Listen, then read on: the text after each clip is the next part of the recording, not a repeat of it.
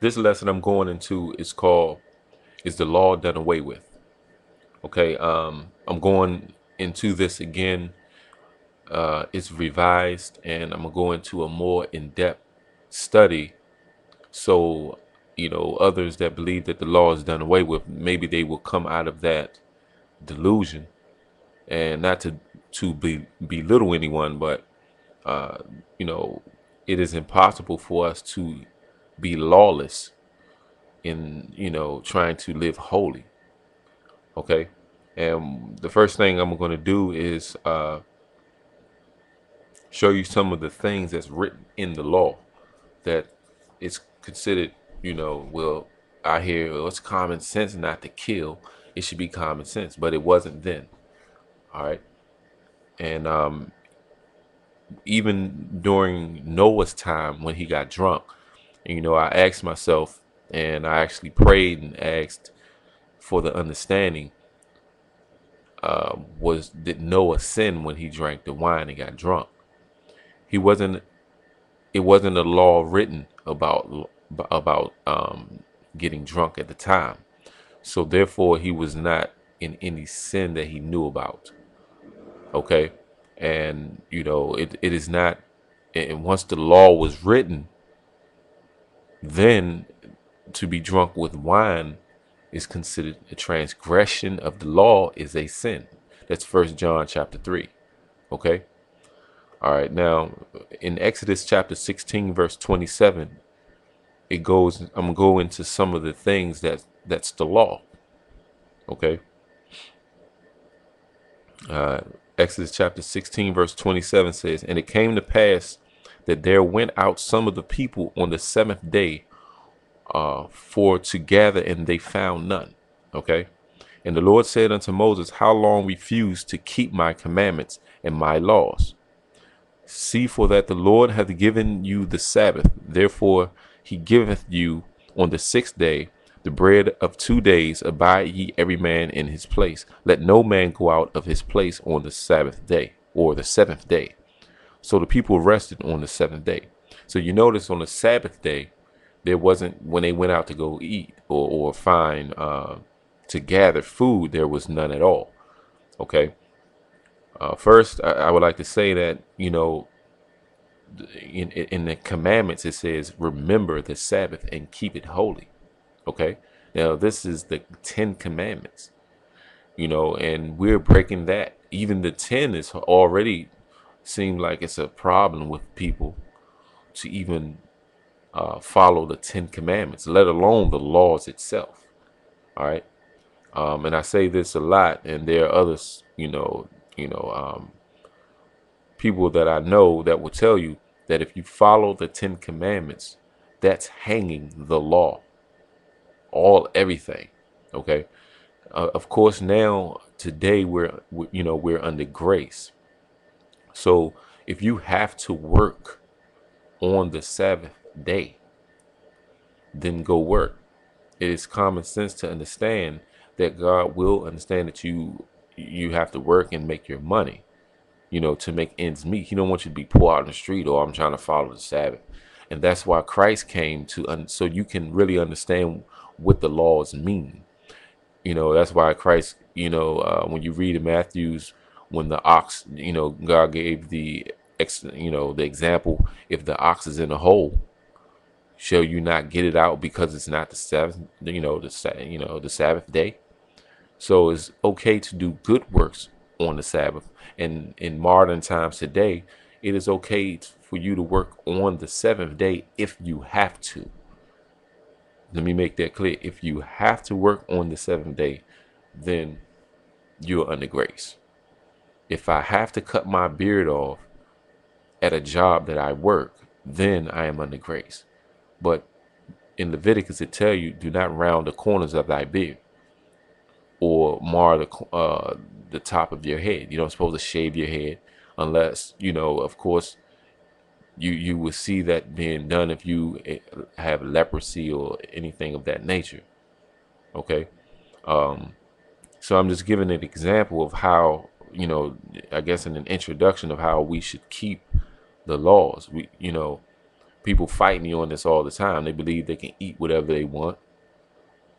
They believe that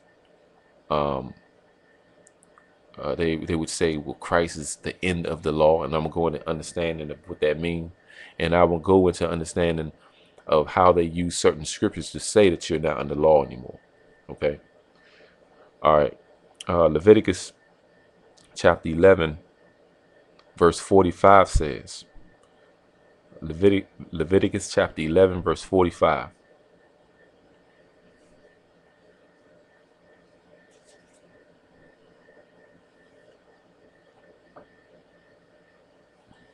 For I am the Lord that bringeth you up out of the land of Egypt.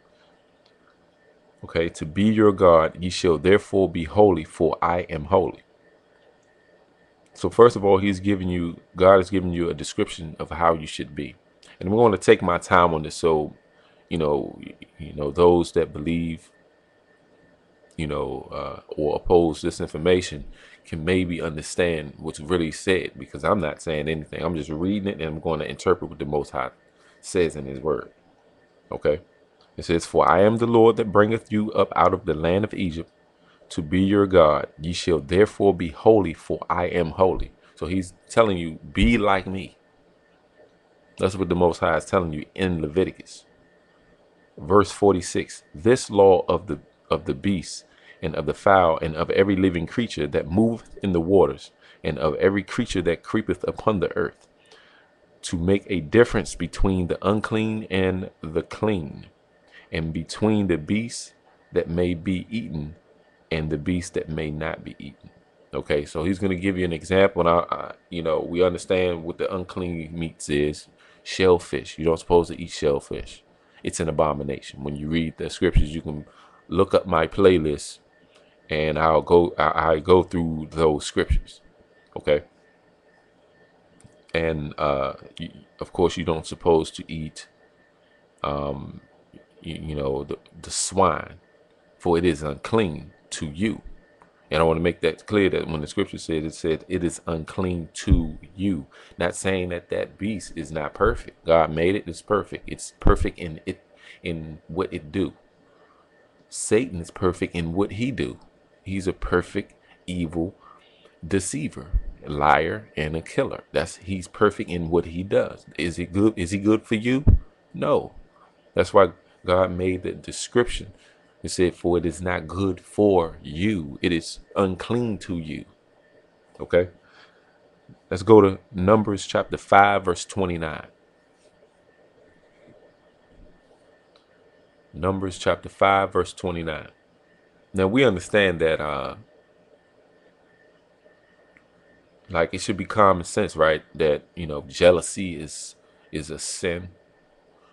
But see, a lot of people don't know that this is written as a law first. Let's go to Numbers chapter 5, verse 29. Okay. This is the law of jealousy. Now, again, I'm just reading the scriptures, the King James Version Bible.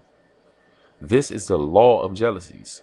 When a wife goeth aside to another instead of her husband, and is defiled, or when the spirit of jealousy cometh upon him, and he be jealous over his wife, and shall set the woman before the Lord, and the priest shall execute upon her all this law.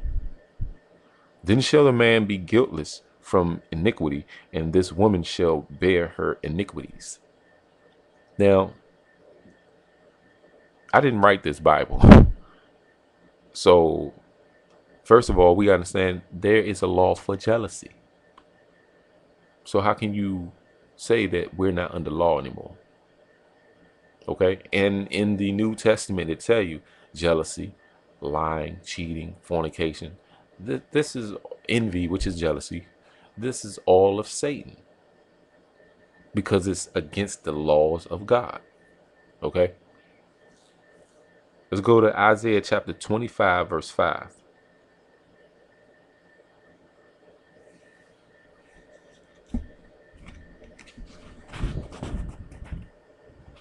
All right. Isaiah 25, verse 5. Matter of fact, I'm going to start at the 4th verse. The earth mourneth and fadeth away. The world languisheth and fadeth away. The haughty people of the earth do languish. Right? Now, this is why. The earth also is defiled under the inhabitants thereof, because they have transgressed the laws, changed the ordinance, broken the everlasting covenant. Everlasting.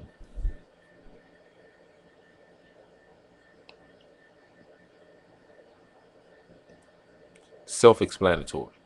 The law is self-explanatory. It's self-explanatory. Everlasting covenant. Because they have transgressed the laws, changed the ordinance, broken the everlasting covenant. Verse 6, therefore hath the curse devoured the earth, and they that dwell therein are desolate. Therefore the inhabitants of the earth are burned, and few men left. Okay. And then you can go into Deuteronomy and Deuteronomy in reference to the Ten Commandments. You can go to Exodus chapter 20 in reference to the Ten Commandments. Okay. Let's go to Isaiah chapter 8, verse 16. And what I'm doing is I'm going to show you laws that we thought that is just like common sense, but everything that you believe that's common sense is not always what it is. It is actually, your common sense is different than somebody else's. Okay.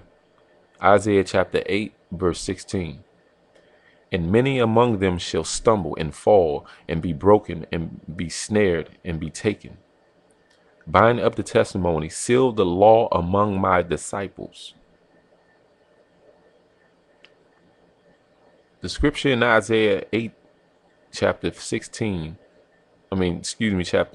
verse 16 is telling you to bind the law and seal it with the disciples. A disciple is a follower of Christ.